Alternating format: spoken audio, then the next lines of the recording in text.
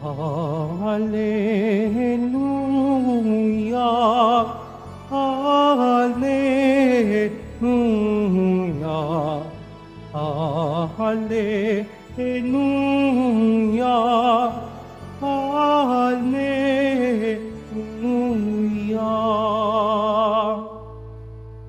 Ipinangaral ni Jesus ang paghahari ng Diyos, sakit ay kanyang ginamot.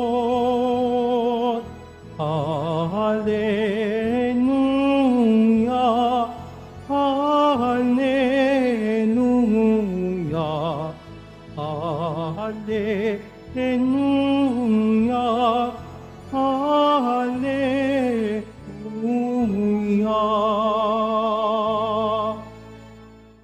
Sumainyo ang Panginoon. At sumaiyo rin. Ang mabuting balita ng Panginoon ayon kay San Marcos. Papuri sa iyo, Panginoon.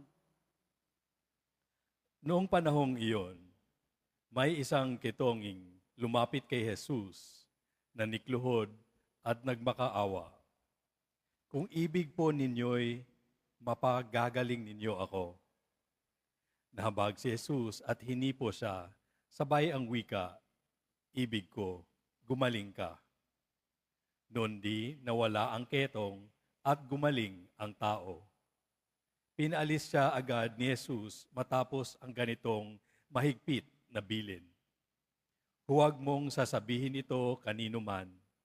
Sa halip ay pasuri ka sa saserdote. Pagkatapos, maghandog ka ayon sa iniutos ni Moises upang patunayan sa mga tao na ikaw ay magaling na. Ngunit umalis siya at bagkus ipinamalita ang nangyari, anupat hindi na hayagang makapasok ng bayan si Jesus. Naroon na lamang siya sa labas sa mga ilang na puok at doon pinagsasadya ng mga tao buhat sa iba't ibang dako. Ang mabuting balita ng Panginoon. Pinupuri ka namin, Panginoong Heso Kristo. Magsiupo munang lahat.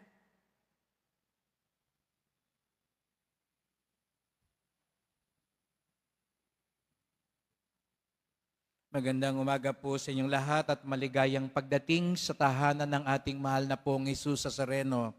Pinagdarasal din natin ang mga nasa online, lalo na po mga may sakit, nag-aalaga sa may sakit at mga kababayan, kadeboto natin mula sa iba't ibang panig ng bansa daigdig na nais sumama sa pagdiriwang ng misa dito sa Quiapo, sa Basilica Minor at Pambansang Dambana ni Jesus Nazareno.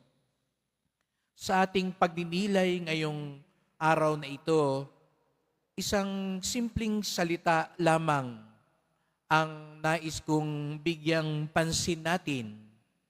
At ito ay ang salitang ngayon. Sa unang pagbasa, sinabi sa sulat sa mga taga-Hebreo na kapag narinig ninyo ngayon ang tinig ng Diyos, huwag maging matigas ang inyong ulo. Sa Salmo Responsorio, bagamat hindi masyadong malinaw sa salin sa Pilipino, ang Salmo Responsorio sa Ingles ay, if today you hear His voice, harden not your hearts. Ang salin sana noon ay, kapag ngayon ay narinig mo ang tinig ng Diyos, huwag matigas ang puso. Ang salin kasi natin ngayon ay, Panginoy, iyong dinggin, huwag niyo siyang salungatin. Nawala yung salitang ngayon. Napakahalaga po yung salitang ngayon. Sa Ebanghelyo, narinig natin, maraming gampanin si Jesus Nazareno. Ngunit, napansin ninyo na bagamat ang dami-dami niyang ginagawa, ang dami-dami niyang alalahanin, natupad niya lahat ito. Bakit? sapagkat ang binibigyang tuon niya ay yung ngayon. Bagamat nasa kanyang isip ang kaharian ng Diyos, hindi ito naging hadlang upang tumugon siya sa pangangailangan ngayon. Kaya nga't nung lumapit ang isang ketongin, hindi sinabi ni Jesus sa Nazareno, marami pa akong pupuntahan. Marami pang dapat makinig sa akin. Marami pa akong dapat gampanin. Kung mapapansin po ninyo, bawat lumapit sa Kanya, yun ang Kanyang misyon. Kaya't naalala ko nga po ang aking spiritual director, sabi niya, mag-ingat ka, yung mga inaakala mong istorbo, yun pala ang tawag ng Diyos sa iyo ngayon. Hindi ko naman po sinasabi na lahat ng istorbo tama. Pero huwag tayong padalos-dalos na yung wala sa plano natin ay hindi iyon ang tawag ng Diyos. Kaya nga, halimbawa, kahit ito sa akin, akala ko po, 6 na taon pa ako dito sa Quiapo, pero iba ang tawag ng Diyos sa akin, ito ang tawag niya ngayon.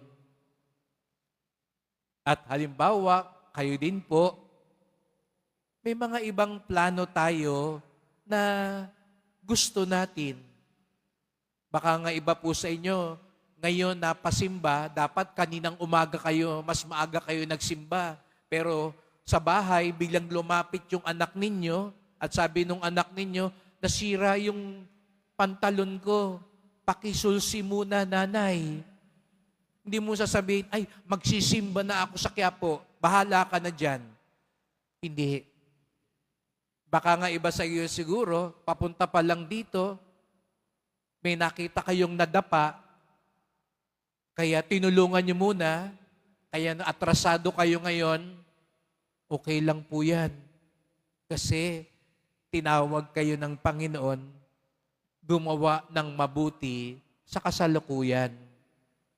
Hindi niyo sabihin sa nadapa, bahala na ang Diyos sa iyo, pupuntahan ko pa ang Nazareno. Baka sabihin sa inyo ng Nazareno, ako yung nadapa, nilampasan mo ako. Kaya, ngayong araw na ito yung ipagdasal po natin. Ano ba yung tawag sa akin ng Diyos ngayon? May lumapit po sa akin, nagpa-bless dati. Pero sa di kagandahang pangyayari, di po siya nakapasa sa bar.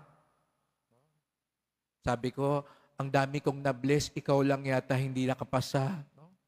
Pero sabi ko, baka may ibang gustong pagawa muna ang Nazareno sa'yo ngayon. Hindi ibig sabihin, wala ka ng blessing. May ibang misyon sa'yo ang Panginoon ngayon.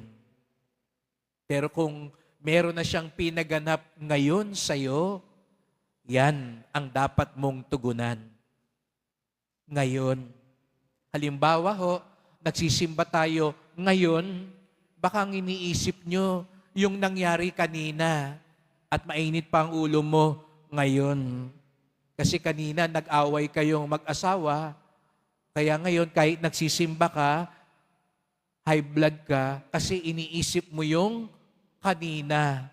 Ang tawag sa iyo ng Nazareno ngayon, makinig ka ngayon. Baka naman yung iba sa inyo, ang iniisip nyo, ano yung bibiling ko mamaya dyan sa labas? Aabutan ko pa kaya yung nadaanan ko kaninang mansanas doon? Iniisip mo na yung mamaya. Ang tawag sa iyo ng Diyos, ngayon. Kaya raw tayo maraming nalalampasang biyaya kasi nakakaligtaan natin yung ngayon. Maraming tao na alipin ng kahapon, hanggang ngayon lugmok pa rin. Kasi, nalugi ako nabasted ako inaway ako noon. Naalala ko po noon, may isang matanda akong kausap, mainit ang ulo. Sabi ko, Lola, bakit ba mainit ang ulo? Kasi po, hindi ko makalimutan yung nakagalit ko. Bakit to? Anong ginawa? Nung panahon ng hapon, hindi niya ako tinulungan. Sabi ko, Lola, panahon ng hapon. Wala na ho yata lahat ng hapon nung panahon ngayon. Hanggang ngayon, yan pa rin nasa isip niyo. Minsan naaalipin tayo nung nangyari noon. Kaya hindi tayo makausad. Kaya hindi natin makita yung biyayang ibinibigay ng Nazareno ngayon. Minsan naman punong-puno tayo ng pangarap. Anong mangyayari? Ano yung mga plano ko? Pero nakakaligtaan natin yung panawagan ngayon. Kaya simple lang po ang idasal natin ngayon sa poong Nazareno. Kaya kanya pinagsimba ngayon. Pwede ho kayang tanggalin muna natin lahat ng mga bumabagabag sa isip natin, yung mga bagay ng kahapon at yung mga bagay ng bukas, at hayaan nating mangusap ang poong Jesus Nazareno kung ano ang gusto niyang gawin natin muna ngayon. Baka gusto niya mangumpisal ka muna. Baka gusto niya manahimik ka lang muna. Kasi naguguluhan ka. Huwag ka munang masyadong mag-isip. Huwag ka munang masyadong umiyak. Huwag ka munang masyadong matakot. Manahimik ka lang. At baka magulat ka sa pananahimik mo, magsalita siya at liwanagan ka. Sapagkat hindi nauubusan ng biyaya ang poong Nazareno ngayon kung ang puso din natin ay nakatuon ngayon.